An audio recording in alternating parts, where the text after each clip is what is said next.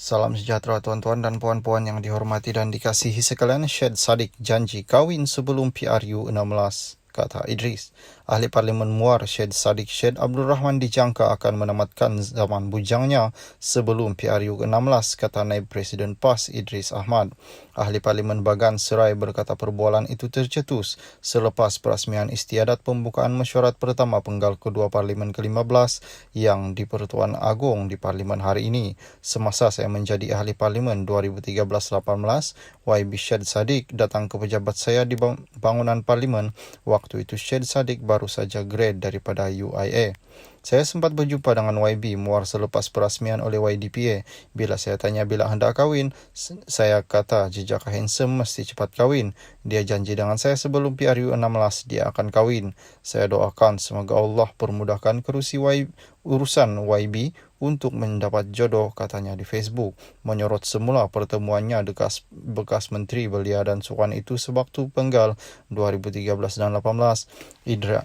Idris berkata Syed Saddiq ketika itu baru sahaja menamatkan pengajiannya di Universiti Islam Antarabangsa.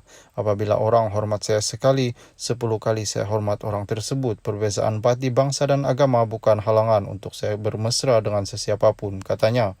Syed Saddiq kini berusia 31 tahun. Salam sejahtera tuan-tuan dan puan-puan yang dihormati dan dikasihi sekalian. Elok Azmin bersara terus dari politik, kata PKR. Pengumuman Muhammad Azmin Ali untuk berehat seketika daripada politik disambut segera oleh bekas partinya PKR hari ini.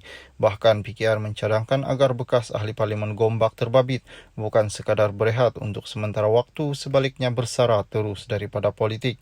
Timbalan Ketua Penerangan PKR Razif Rakimin berkata saranan itu dianggap wajar kerana kredibiliti Azmin kini telah rosak ekoran pelbagai isu yang membayanginya sebelum ini.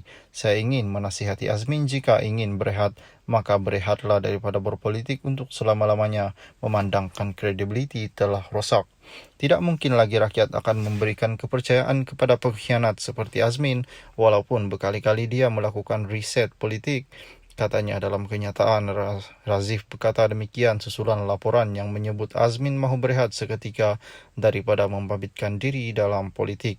Pengumuman bekas timbalan Presiden PKR untuk bertanggungjawab mengetuai 11 ahli Parlimen parti itu berpaling tada menyokong Bersatu pada 2022 itu dibuat beberapa ketika selepas dia berdiam diri di ekoran kegagalannya mempertahankan kerusi Parlimen Gombak. Salam sejahtera tuan-tuan dan puan-puan yang dihormati dan dikasihi sekalian. Razman hormati perkeistimewaan Melayu dalam perkhidmatan awam, kata beliau.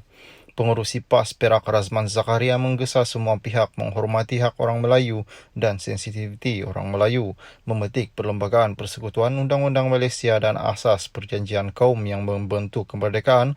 Razman tanpa memberikan butiran lanjut mendakwa perkara itu termasuk keistimewaan orang Melayu dalam perkhidmatan awam.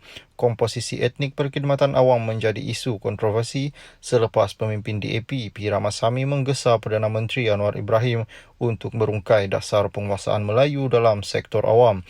Bagaimanapun, Presiden Kongres Kesatuan Pekerja-Pekerja dalam Perkhidmatan Awam, Adnan Mat, menafikan wujudnya kota berasaskan kaum untuk pengambilan dan kenaikan pangkat dalam perkhidmatan awam.